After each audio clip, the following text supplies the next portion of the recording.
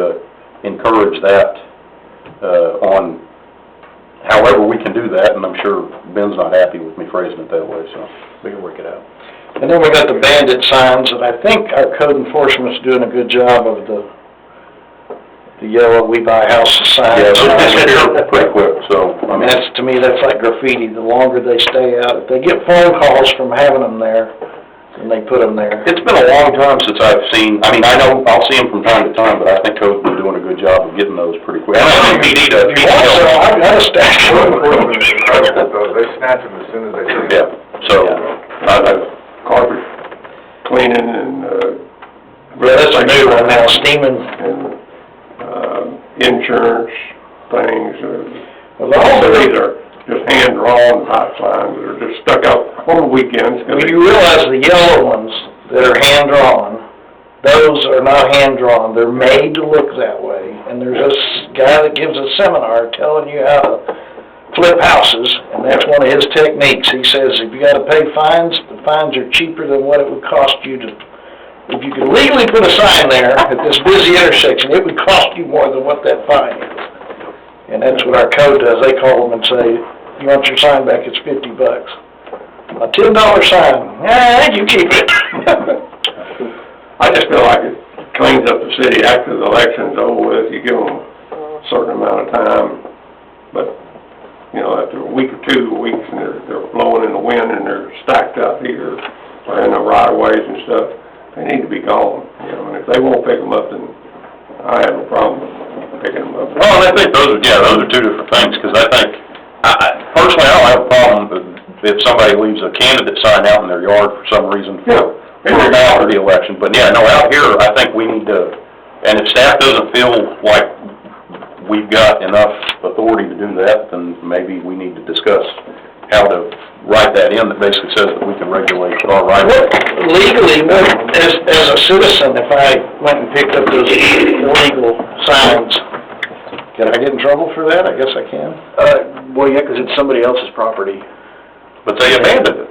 I mean, if it's abandoned on the roadway, yeah, because we have specific rules about abandonment, we can... Okay, so what I'm hearing is we shouldn't do it, but maybe there is a way, if they put it in the right of way. Yeah.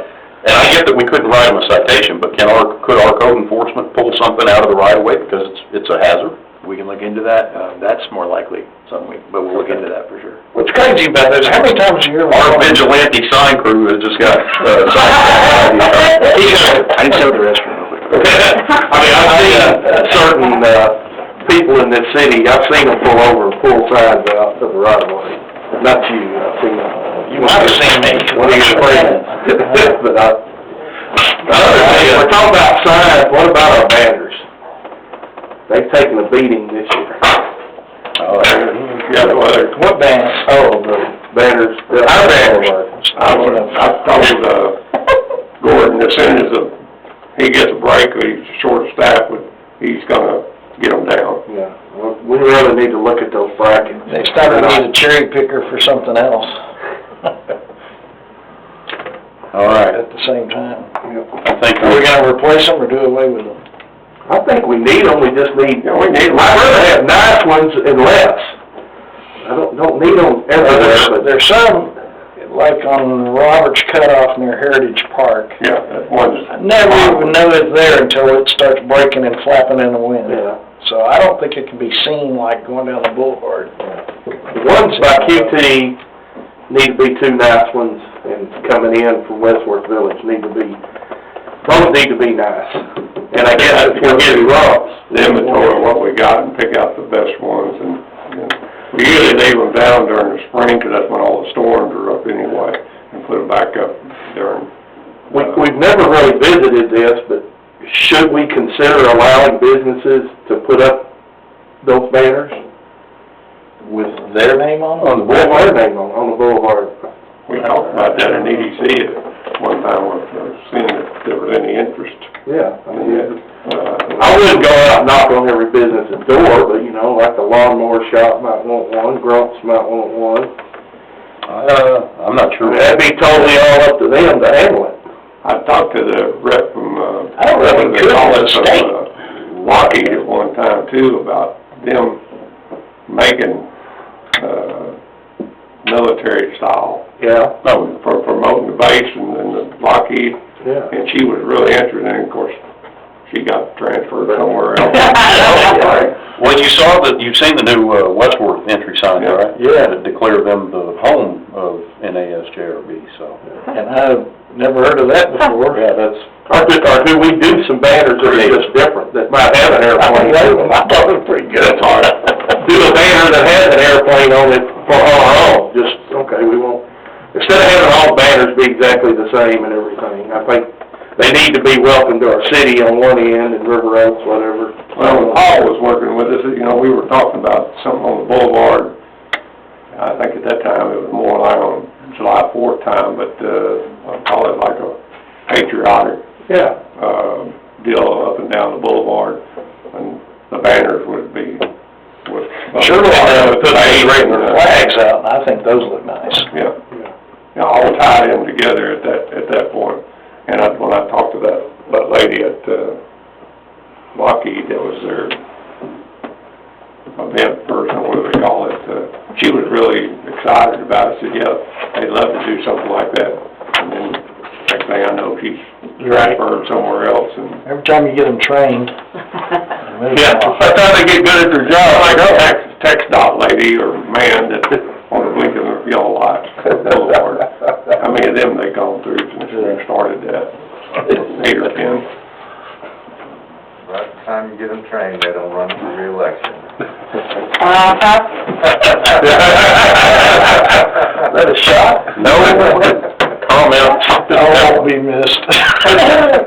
Are you saying he's trained already? That's a very new phrases, sir. Well, I think we ran that one into the ground. Yeah, we did. So we'll move on. I think we've given staff pretty good, direction on what to bring back to us. Yeah, and I'll get with them on the political side and see what I can do. Okay. All right, so number 14 is strategic planning pertaining to the essential areas of municipal operations, departments, and administration that include but are not limited to community center operations, animal control, fire department, police department, and emergency management, public works infrastructure improvements under TWDB funding, development, zoning, land use, future development planning, tax increment reinvestment zone, TIRZ, financing, updates on street improvements, and staff reporting involving water quality. The whole meeting on itself. Davy Jones Walker of, Yeah, we always put that in when we had the Saturday workshop, so Do if you you got guys- anything else? So this is if we had any questions for you that fall under these things? Yeah. I don't. You made me read the whole thing. Well, it's good for you, you need to learn to I read. guess we got the chief departments here, we can find out what they've got. What do you got? Any updates? 3 officers down. We've got 1 officer or 1 dispatcher that we're trying to hire right now. That sounds wrong to people that hadn't been here before, 3 officers down. That doesn't sound. 3 vacancies. Vacant, not down. How many applications again? 0. Wow. This is why we need to, The best you've had in 2 years is 3, It's just and 2 of them wouldn't qualify. everybody's hiring and everybody's paying a lot of money these days. And it's a hard time to be a police officer right now.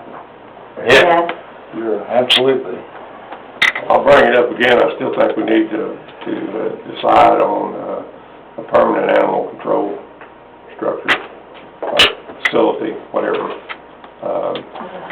We've got some options here, and I think we need to move forward on that and come up with some kind of working plan as to how we're gonna address this. We've been kicking this thing down the road for some time, and we're working on borrowed time out there at, Camp Carter. That's actually not accurate. We talked to Todd, Marvin and I talked to Todd last week, and there is no point in time that they will ever evict us from where we are. Not saying that that's our permanent solution, because it's not, but there is no... Dragged Holly down there while you were at it. No. Todd is Holly's boss, so, there is no... She doesn't. We're not under any sort of gun to do it. Now, I agree we need to do it, and actually, we're gonna have that set for March 8th as well. March 8th. I think part of it is, whatever the plan is, if we put it together, we can start raising funds. Yeah. We can have a good, serious fundraiser, and I think people like Blythe will, help with that. You know, people will donate